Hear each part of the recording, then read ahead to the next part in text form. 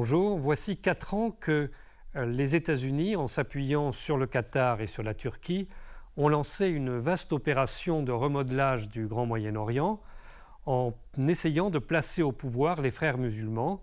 Donc pour cela, ils ont d'abord renversé Ben Ali en Tunisie, puis Hosni Moubarak en Égypte. Dans les deux cas, ceci a été fait par les ambassadeurs des États-Unis et on a fait croire à une révolution populaire.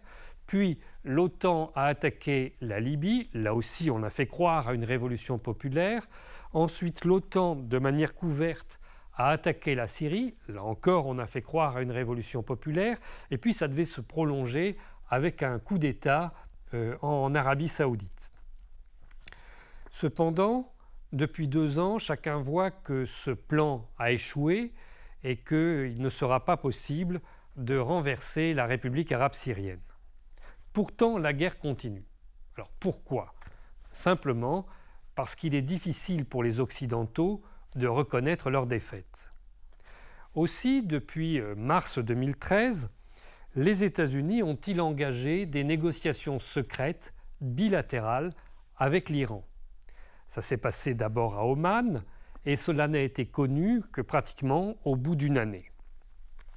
Ces négociations sont distinctes des négociations 5+1, c'est-à-dire les 5 puissances du Conseil de sécurité plus l'Allemagne, à propos du nucléaire. Ces négociations sont très anciennes, elles avaient commencé pour discuter du retrait de l'Iran du programme nucléaire européen, et puis elles se sont poursuivies en accusant l'Iran de continuer à avoir un programme nucléaire militaire. Ce que Washington envisage, c'est d'abandonner la stratégie du chaos, de stabiliser la région de manière à pouvoir retirer ses troupes et à les transférer vers la Russie et vers la Chine. Dans cette perspective, les États-Unis ont pensé, dans un premier temps, partager la domination de cette région avec la Russie. Ça a été l'objet de la conférence de Genève 1 en juin 2012. Mais ce projet a échoué, d'abord parce que les Russes ne voulaient pas être les vassaux des États-Unis, et puis parce qu'il y a eu un sabotage organisé par Hillary Clinton et le général David Petraeus. Dans un deuxième temps, les États-Unis envisagent de revenir au système des années 70, lorsque l'Iran était le gendarme de cette région. Washington a donc profité de la division de la société iranienne pour rentrer en négociation avec Téhéran, à Oman, des négociations qui ont débuté à l'insu du président Ahmadinejad et des gardiens de la révolution. L'accord qu'ils ont négocié devrait être signé aujourd'hui 30 juin, éventuellement dans les semaines qui vont suivre, en parallèle de l'accord 5+1. Nul ne sait ce que Washington et Téhéran sont convenus. Le secret qui entoure ces négociations et la longueur de ces négociations laissent à penser qu'il s'agit d'un accord stratégique. Et certains diplomates des États-Unis ont indiqué que cet accord serait valide pour une décennie complète. Israël a tenté de savoir ce qui était négocié, a déployé son système d'espionnage, mais n'est pas parvenu à connaître le détail de l'accord. Aussi, Israël, évoluant à l'aveugle, a décidé de mener ses propres négociations avec la seule puissance restante dans la région, l'Arabie saoudite. Israël a déjà intégré, premièrement, que l'accord entre les États-Unis et l'Iran impliquait la fin de la guerre en Syrie et la stabilisation de l'axe de la résistance, c'est-à-dire non seulement l'Iran, mais aussi une grande partie de l'Irak, la Syrie, le Liban et Gaza. Deuxièmement, cet accord doit marquer la fin du rêve des frères musulmans et le recul du djihadisme dans la région. Donc en fait, une défaite de la Turquie, puisque c'est la Turquie qui pilote aujourd'hui à la fois la guerre contre la Syrie, l'expansion des frères musulmans et l'expansion du djihadisme. Aussi, donc, depuis décembre 2013, depuis 17 mois, Israël mène ces négociations secrètes qui se sont tenues en Italie, en Inde et en Tchéquie.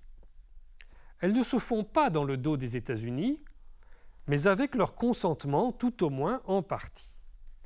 En effet, ce sont les États-Unis qui, les premiers, ont imaginé de confier la sécurité d'Israël, lorsque leurs troupes seraient parties de cette région, au Conseil de coopération du Golfe, éventuellement aidé par les autres monarchies arabes, c'est-à-dire la Jordanie et le Maroc, sous les auspices de la Ligue arabe.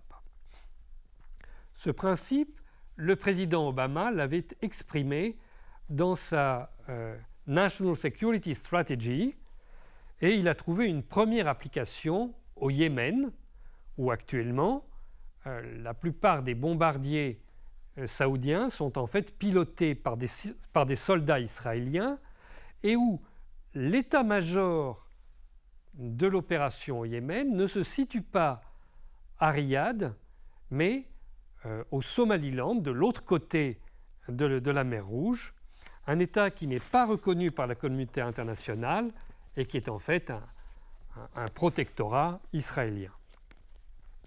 Israël et l'Arabie saoudite sont tombés d'accord sur plusieurs objectifs. Au plan démocratique, d'abord, au plan politique, d'abord démocratiser les États du Golfe, c'est-à-dire associer les populations à la gestion du pays, mais sans toucher aux fondamentaux du Conseil de coopération du Golfe, c'est-à-dire d'abord l'intangibilité des monarchies, puis pour l'Arabie saoudite tout au moins, et également le Qatar et le Koweït, l'infériorité des femmes, et troisièmement le mode de vie wahhabite. Ensuite, changer le système politique en Iran, puisqu'on ne peut pas y faire la guerre, au moins changer les institutions, la constitution. Troisièmement, créer un Kurdistan indépendant.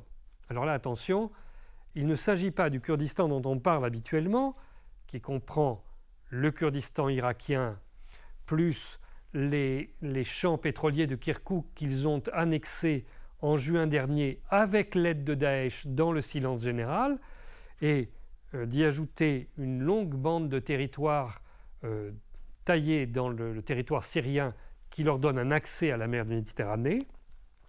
Mais il s'agit d'un Kurdistan qui s'appuie toujours sur le Kurdistan irakien et Kirkouk qui a été déjà annexé, mais qui se développe à l'intérieur de la Turquie et un peu en Iran, de manière à amener la guerre en Turquie et en Iran. Au plan économique, les accords entre Israël et l'Arabie saoudite prévoient d'exploiter de nouvelles ressources pétrolières, puisque les puits de pétrole actuels en Arabie saoudite sont en train de s'épuiser, mais il reste des réserves importantes au sud de l'Arabie saoudite, dans une zone qu'on appelle le quart vide, mais qui est en fait largement, sinon majoritairement, au Yémen et puis un peu à Oman et même aux Émirats arabes unis. Donc l'idée d'Israël et de l'Arabie saoudite, c'est de créer une fédération, pour ne pas dire pour annexer en fait le Yémen à l'Arabie saoudite, l'objet de la guerre actuelle. Et deuxièmement, il s'agira d'exploiter d'autres champs pétroliers qui se trouvent dans le sud de l'Éthiopie, ce qu'on appelle l'Ogaden, et de relier tout cet ensemble en faisant construire un gigantesque pont par la famille Ben Laden, qui construira les travaux publics Ben Laden, qui construiront un pont entre Aden et Djibouti. Si l'accord entre Washington et Téhéran est signé, on assistera alors progressivement à la fin de la guerre en Syrie. Les djihadistes cesseront de recevoir des armes, de l'argent, des renforts, tandis qu'on leur désignera une nouvelle cible ailleurs. Alors, cette nouvelle cible, ça pourrait être vers le Nigeria, ou ça pourrait être en Libye, où ils sont déjà très présents, et d'où ils viennent en réalité, puisqu'ils ne viennent pas d'Irak, ils viennent de Libye. Et ça pourrait également être dans les Balkans, ou, et c'est beaucoup plus grave, dans le Caucase, vers la Russie. L'Iran, de son côté, aidera à libérer Palmyre de manière à rétablir la circulation entre l'Iran et la Syrie, le Hezbollah et Gaza. On construira alors un vaste pipeline qui reliera les champs de Fars en Iran vers la mer Méditerranée à l'attaquer. L'Arabie saoudite et Israël se tourneront vers le sud, vers le détroit de Bab el-Mandeb, en prenant le contrôle du Yémen et de l'Éthiopie. Observez que Israël et l'Arabie saoudite contrôlent déjà le Soudan du Sud et le Somaliland. Les deux grands perdants de cette opération, ça sera d'abord les Palestiniens, parce qu'ils vont certes avoir un État palestinien, mais un État de facto qui n'aura pas de frontières établies, qui sera interdit d'avoir une politique étrangère et une politique de défense. Donc, dès qu'ils auront cet État reconnu par la communauté internationale, ils perdront le droit au retour sur leurs terres initiales, occupées par Israël, et donc ils perdront ce pourquoi 3 générations de Palestiniens se sont héroïquement battus. D'autre part, la Turquie sera grande perdante en raison de l'entêtement de M. Erdogan, qui aura cassé le développement économique de son pays, fracturé sa société, et qui en outre a commis l'erreur, alors qu'aujourd'hui il est chef d'État, de devenir le coordinateur du terrorisme international. D'autre part, évidemment, Daesh sera dispersé, comme je l'ai dit, et renvoyé vers une autre cible.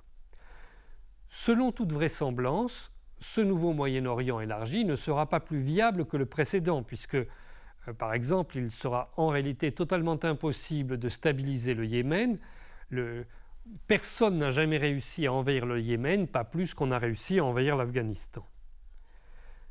Quoi qu'il en soit, du point de vue syrien, cet accord est une bonne nouvelle puisqu'il apporte la paix, qui est une récompense à 4 ans d'une résistance endurcie, alors que l'ensemble du monde croyait déjà que le pays allait être détruit.